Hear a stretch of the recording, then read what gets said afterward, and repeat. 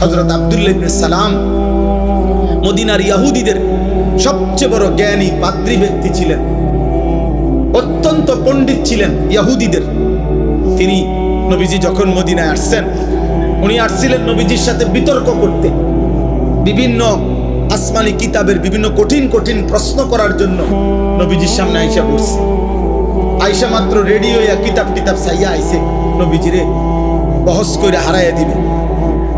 এই সময় আইসা উনি বলছেন কিতাবে আছে, আমরা পড়ছি।